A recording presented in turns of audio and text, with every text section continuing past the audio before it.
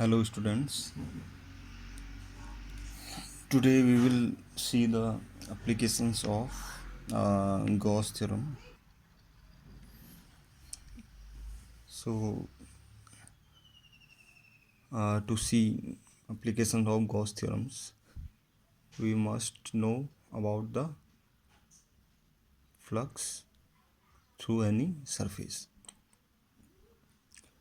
So electrical flux is defined as number of electrical field lines passing through any surface. So let's suppose this is an electric field and we have this type of any surface.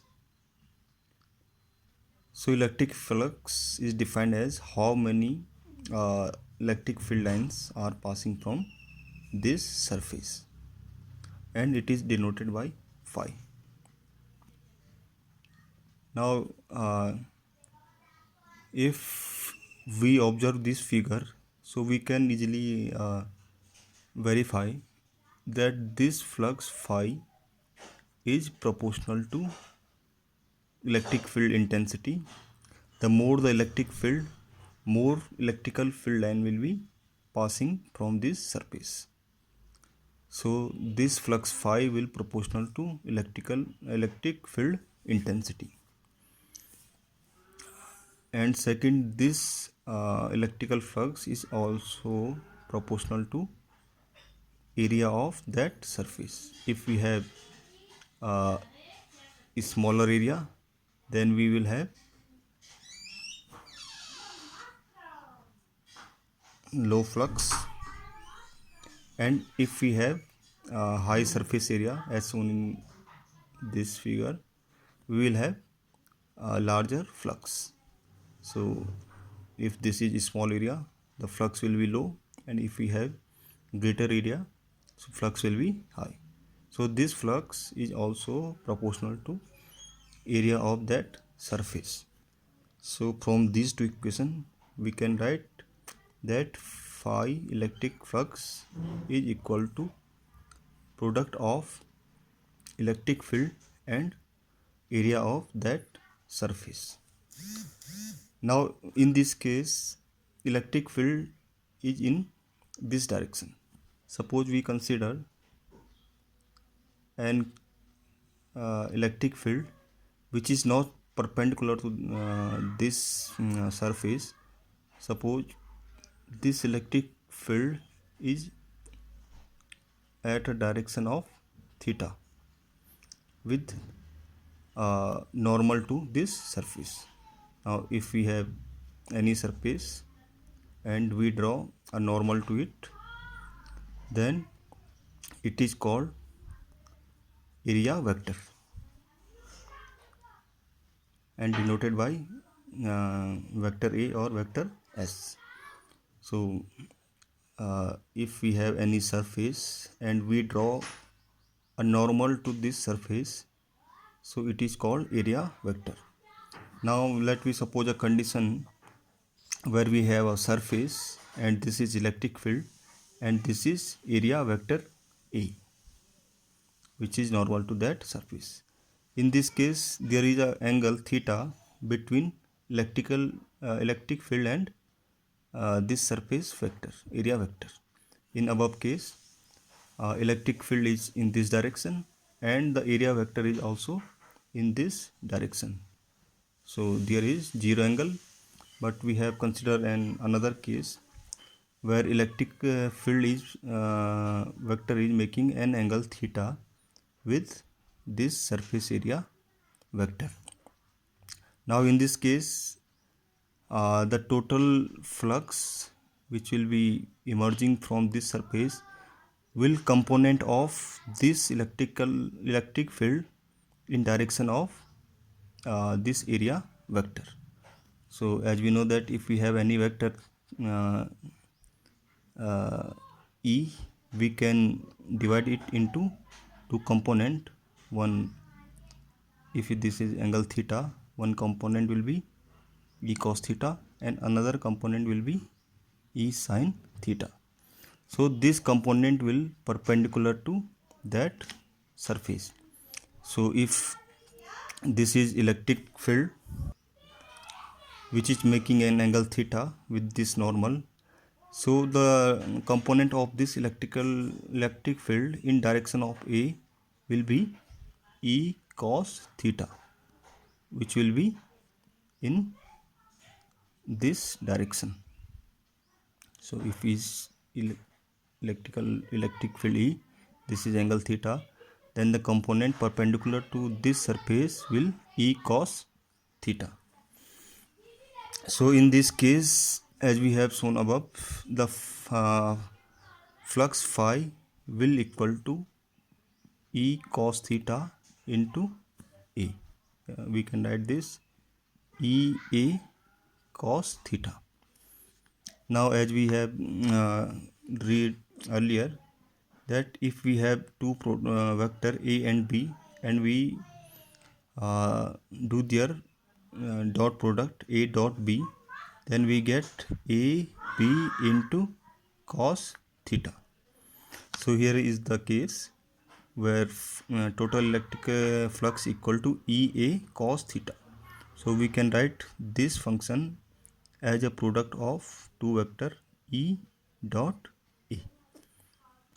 So it is a generalized formula for electric flux through any surface. So electric flux through any surface equal to dot product of electric field and area vector E dot A.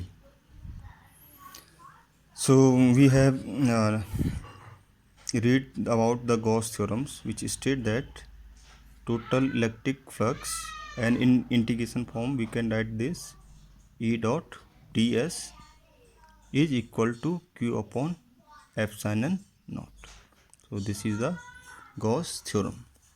So we will apply this theorem to find out electric field from any distribution of charges.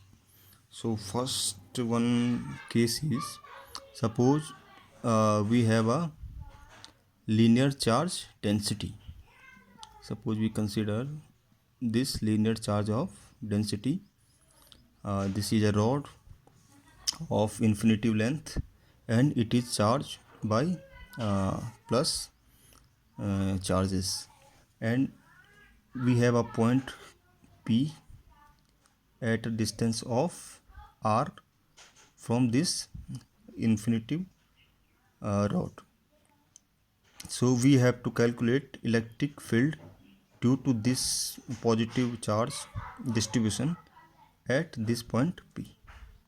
So to calculate electric field at this point, we will make a Gaussian surface passing through this point, which must be symmetric to the distribution of charge. So the symmetric in this case will be a cylinder like this, which will be passing through this point P. So this is the linear charge and we have to calculate electric field at this point. So we have assumed a Gaussian surface which is cylindrical in this case and which is passing through this point P. Now we have to apply Gaussian surface. We have to apply Gauss theorem to calculate field at this point. So from Gauss theorem we know that the closed integration of E dot ds equal to q upon epsilon naught. So we have here three type of surface. One is the curved surface of cylinder, and second one is this flat surface, and third one is this flat surface. So we consider is at surface 1, surface 2 and surface 3.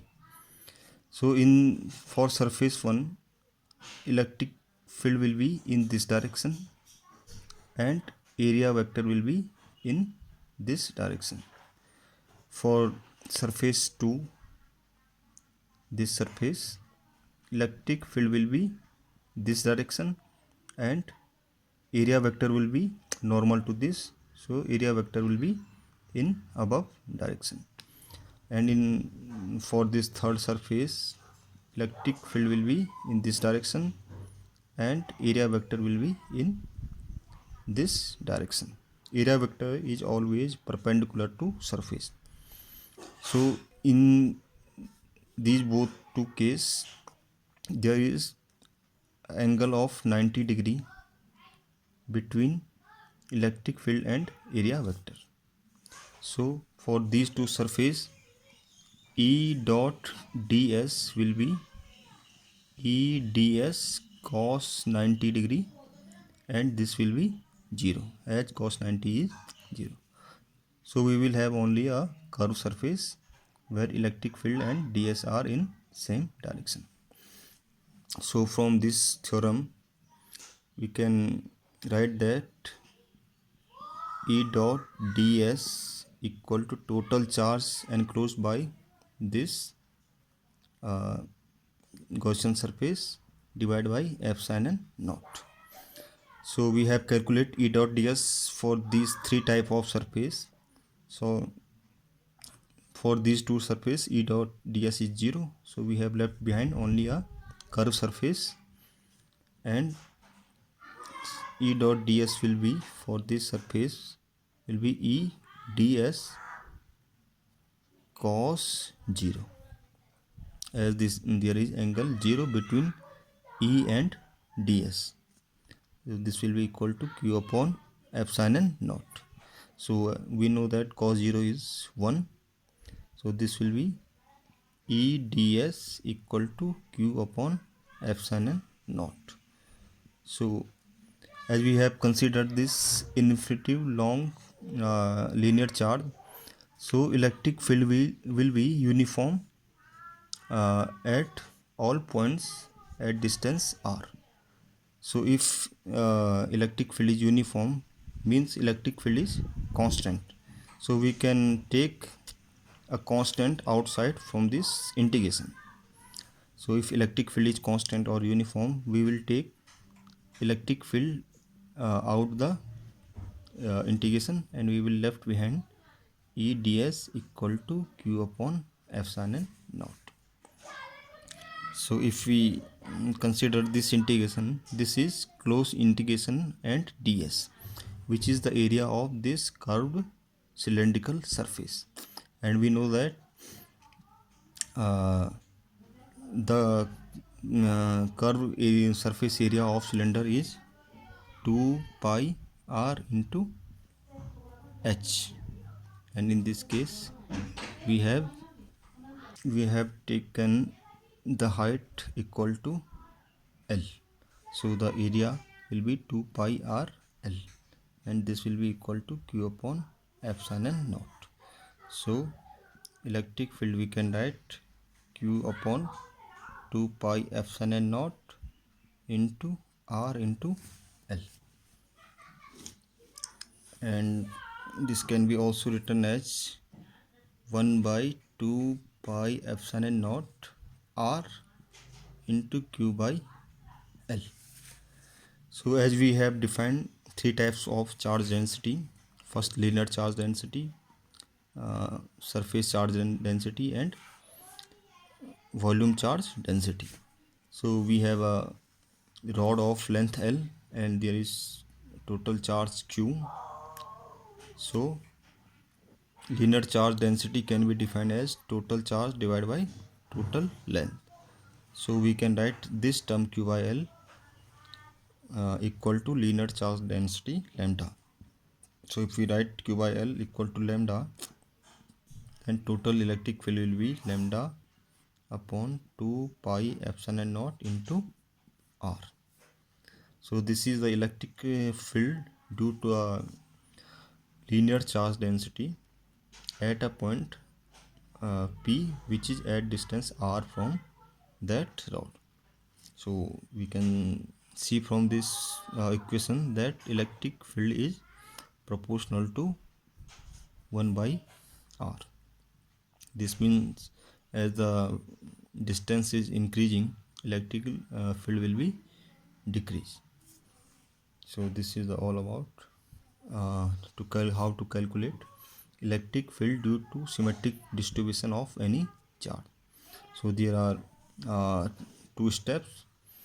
first we have to consider that charge distribution, and then we have to find the point P at which we have to calculate electric field, and then we have to make a Gaussian surface which is symmetrical to that charge distribution passing through that point P, and then we have to apply Gauss theorem, E dot ds equal to q upon epsilon naught, and then we'll have to find out all the possible terms E dot ds for different surface as we have calculate for these three surface in this figure, and by using this we can find out electric field due to any symmetric charge distribution.